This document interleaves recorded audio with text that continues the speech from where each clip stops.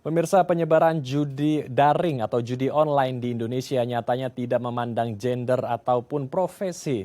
Menurut Pusat Pelaporan dan Analisis Transaksi Keuangan atau PPATK menyebut, mulai dari pekerja, ibu rumah tangga hingga pelajar masuk ke dalam jeratan judi online.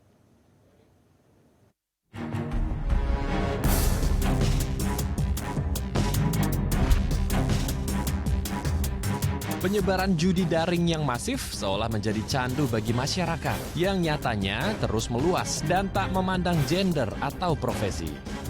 Pusat Pelaporan dan Analisis Transaksi Keuangan menyebut transaksi judi daring di Indonesia terus meningkat dari tahun ke tahun, di mana sekitar 2,7 juta masyarakat terlibat dalam praktiknya. 2,1 juta orang diantaranya melakukan aktivitas pertaruhan dengan nominal kecil di bawah 100 ribu yang merupakan golongan warga berpenghasilan rendah. Latar belakang para pelakunya pun bermacam-macam, mulai dari pegawai swasta, buruh, petani, ibu rumah tangga, hingga kalangan pelajar. Kecanduan judi online nyatanya memiliki dampak negatif dan tidak jarang akal sehat pun hilang. Menurut Center for Financial and Digital Literacy, sejak 2023 hingga April 2024, tercatat sebanyak 14 kasus bunuh diri dan percobaan bunuh diri yang dipicu oleh judi online. Mereka yang bunuh diri sebagian besar berumur antara 19 tahun hingga 30 tahun. Hal ini memberikan gambaran betapa seriusnya masalah yang ditimbulkan judi online bagi anak muda.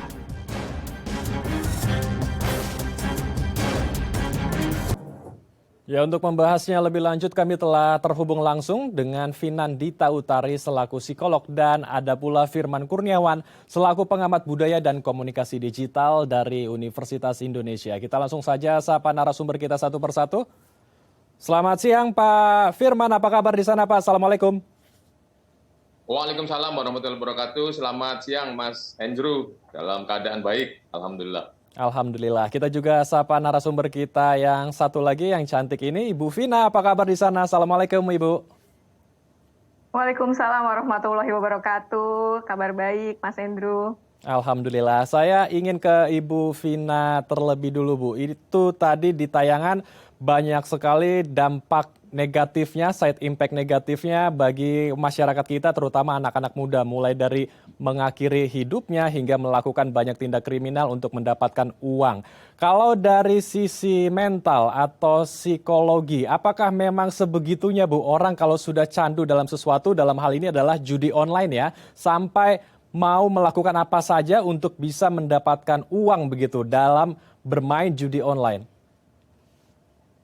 Iya, sebelumnya memang saya turut prihatin dengan kasus ini karena memang menurut data dari tahun 2023 pertengahan sampai dengan 2024 ini dalam kurun waktu 1 tahun itu ada sekitar 14 kasus bunuh diri yang diakibatkan oleh judi online dan memang melihat lagi tadi ya, bahwa judi online ini membuat seseorang itu jadi kecanduan. Nah, kecanduan ini tidak serta-merta terjadi gitu, Mas. Jadi memang ada cikal bakalnya dulu, ada percobaan-percobaannya dulu ya. Pada awalnya coba-coba, kemudian mungkin sekali, 2 kali dia coba, kemudian itu membuat seseorang ketagihan ya. Ketika sudah ketagihan, kemudian dia berupaya untuk memenuhi semua keinginannya untuk tadi bermain tadi ya, untuk memenuhi keinginannya. Dan di satu sisi ada juga kebutuhan hidup, mungkin dari faktor ekonomi atau dari faktor emosional. Dari faktor emosional contohnya kepuasan diri, merasa hebat, merasa mampu mengalahkan yang lainnya, sehingga ketika saya mampu, saya menang, itu punya kebanggaan tersendiri, punya perasaan happy tersendiri. Di satu sisi mungkin juga ada kebutuhan yang tadi saya sampaikan bahwa ekonomi ya, ingin jalan pintas, ingin jalan cepat, kemudian melakukan kegiatan judi online tadi. Nah, kita lihat lagi dari perjalanannya, perjalanan kecanduan. Kalau kita bicara soal perjalanan kecanduan, tidak serta-merta terjadi. Nah, kita juga harus lihat bahwa ini kejadiannya pasti dari hal-hal kecil, tidak langsung sesuatu yang besar ya. Misal candu apa? Candu gawai gitu ya, candu mungkin alkohol misalnya ya. Jadi mungkin sudah ada perjalanan dulu sebelumnya sebelum dia sampai ke candu judi online ini. Dan pastinya orang yang terpapar judi online kan tidak serta-merta dia lihat, oh langsung mau coba. Tapi ada juga intervensi nih dari lingkungan sosial. Apakah juga dapat dukungan dari teman-temannya, ataukah dapat dukungan dari teman satu grup sepermainannya gitu ya. Sehingga orang semakin tergerak untuk mau melakukan dan diulangi lagi. Terutama ketika dia sudah merasakan dia dapat misalnya dapat keuntungan dari kegiatan tersebut, atau dia pernah menang, jadi dia punya pengalaman sebelumnya. Atau juga ada tipe orang yang dia rasa penasarannya tinggi, sehingga ketika dia belum mencapai, belum dapat terus gitu ya, atau belum menang terus, dia akan coba lagi. Nah ini besar kemungkinan juga dipengaruhi oleh faktor lingkungan sosial, ya adanya mungkin pertemanan yang menyatakan bahwa udah coba lagi aja dan segala macam. Jadi itu membuat orang merasa ketagihan, sehingga ketika di satu sisi di akhir masalah ketika dia sudah tidak sanggup, dia akan melakukan segala upaya. Dan memang cara kerja otak manusia kan adalah fight or flight. Ketika dia menghadapi masalah, dia akan berani menghadapinya ya, atau dia flight, lari dari kenyataan, ya udah saya udah kalah, saya udah bangkrut, saya mengakhiri hidup gitu ya. Jadi orang-orang yang mengambil jalan pintas ini ya dia tidak menghadapi kenyataan dengan baik dan tidak memiliki kemampuan untuk menyelesaikan permasalahannya dengan baik dan bijaksana. Baik, jadi ada lingkungan sosial yang mempengaruhi orang candu dengan judi online dan ada efek penasaran mungkin ya bagi orang yang belum bisa menang dalam judi tersebut, ingin terus mencoba, akhirnya kebablasan begitu ya, semua harta dijual. Oke, saya bergeser ke Pak Firman. Pak Firman, ini kan tampilan judi online kalau di dunia digital menarik sekali Pak ya, dibuat seperti kartun begitu dan suara-suaranya, audionya ini juga menyerupai seperti Las Vegas begitu. Jadi orang yang main seolah-olah menjadi seperti di tempat perjudian yang real, seperti yang nyata begitu. Ini apakah juga menjadi pemicu agar orang bisa main terus, bercandu terus di sana dan ketika menang ya ada efek dopamin, merasa senang begitu sehingga jadi ketergantungan dengan judi online ini, Pak Firman? Ya, kalau kita lihat memang bisa jadi apa yang disampaikan oleh Mas Andrew ini sebagai upaya menormalisasi judi bagi sebagian besar masyarakat Indonesia ini kan sesuatu yang ilegal. Tetapi kalau kita lihat games misalnya, itu sudah biasa digunakan. Nah, dengan tadi apa yang disebutkan Mas Andrew ditampilkan seperti kartun, kemudian juga arena perjudian yang menyerupai tempat yang sebenarnya, itu ada upaya untuk menormalisasi bahwa ini tidak jauh berbeda dengan games yang sudah diterima oleh masyarakat. Jadi mereka ketika masih mencoba masuk atau dalam fase coba-coba, itu ada dorongan ini sebetulnya tidak jauh berbeda dengan games yang selama ini sudah kita kenal. Demikian juga tadi ada aspek seperti di Las Vegas, ini mungkin juga untuk menawarkan bahwa Anda akan menikmati experience seperti orang-orang yang menjalani judi, tapi ini di ruangan yang Anda tidak perlu meninggalkan rumah Anda, pakai gadget Anda, pakai perangkat yang ada di rumah Anda, itu sudah bisa terjangkau. Jadi sesungguhnya ini semuanya menawarkan daya tarik dan kemudahan. Nah ini menjadi pintu masuk yang menyebabkan banyak orang akhirnya terlibat di dalam perjudian online ini. Seperti itu, Mas. Jadi artinya apakah literasi digital kita atau sebuah informasi atau pengetahuan kita terhadap perkembangan dunia digital termasuk judi-judi online yang ada di platform-platform digital ini juga masih sangat minim, masih sangat lemah sekali Pak Firman. Terutama menengah ke bawah ya, masyarakat yang ekonomi menengah ke bawah di mana mereka memang ya membutuhkan uang untuk kehidupannya sehari-hari. Ya, sebetulnya keterkaitannya sangat sistemis. Memang ada gaya hidup instan yang ditawarkan lewat berbagai media sosial, media digital. Kita sering melihat konten-konten yang mempertontonkan gaya hidup yang mudah, kemudian kenikmatan-kenikmatan yang dicapai tapi tanpa memperlihatkan perjuangan yang dilakukan. Nah, ini semuanya mempengaruhi orang untuk mencapai kehidupan yang semacam itu.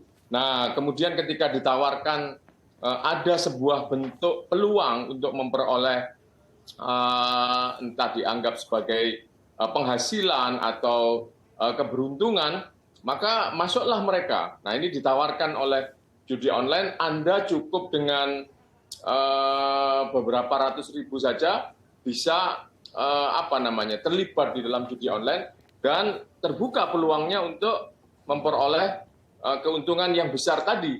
Nah, disertai dengan adanya promosi-promosi yang demikian gencar, kemudian juga permainan algoritma yang ketika orang coba-coba biasanya pada periode ke-1, kedua, ketiga itu akan dapat kemenangan.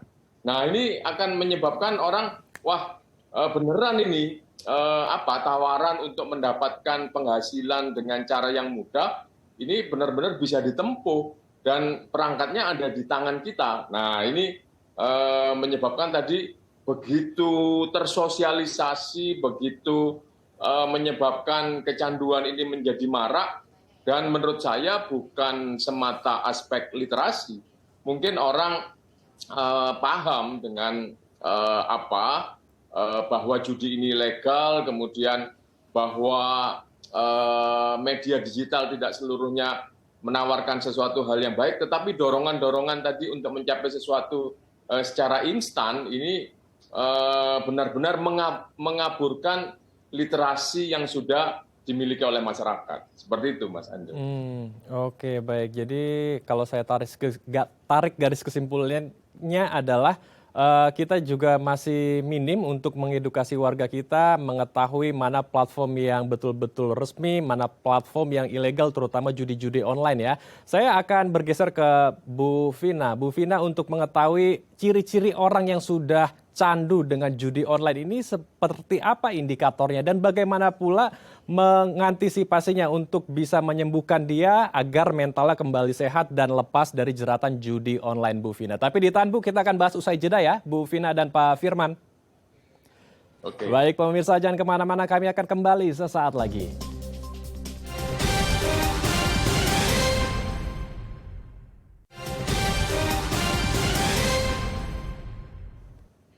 Terima kasih pemirsa, Anda masih bersama kami di Halo Indonesia. Kita akan lanjutkan diskusi hangat kita bersama dengan Ibu Vinandita Utari, psikolog, dan Firman Kurniawan selaku pengamat budaya dan komunikasi digital dari Universitas Indonesia. Saya ke Ibu Vina. Ibu Vina, menyambung pertanyaan saya di segmen sebelumnya, Bu.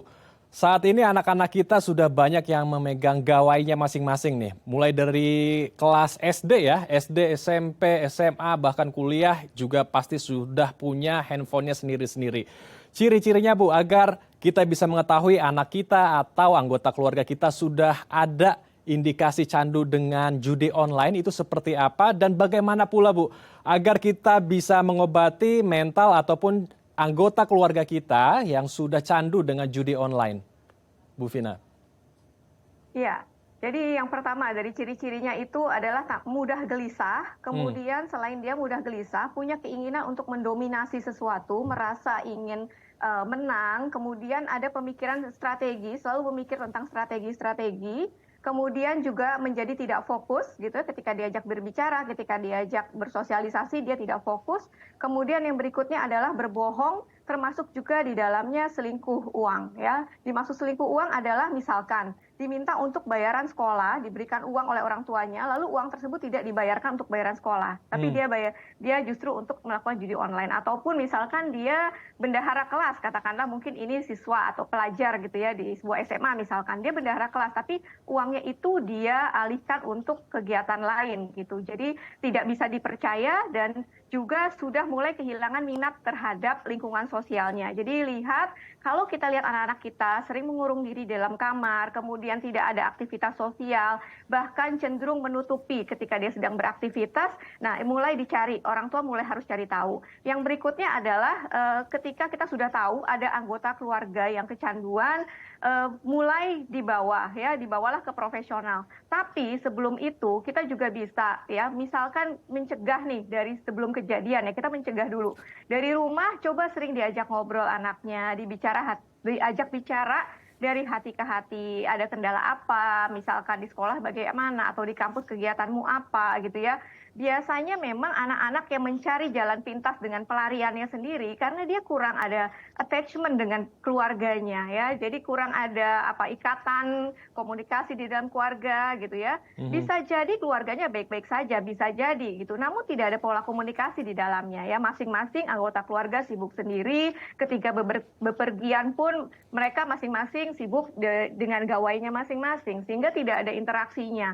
Dan memang yang paling dibutuhkan oleh anak-anak ya, sebelum mereka sampai berlanjut kecanduan, sebelum sampai dia awalnya main game dulu, kemudian main game, kemudian ke game online, coba diajak interaksi, diajak bicara, oke, kita bikin kesepakatan ya nak, kalau lagi makan di restoran masing-masing kita saling ngobrol yuk, atau nunggu makanan datang, kita bisa main games bersama keluarga, misalnya ya, game-game sederhana. Jadi harus memang diciptakan dari dalam rumah dulu, sebagai ring pertamanya, sebelum dia nanti ke lingkungan sosial.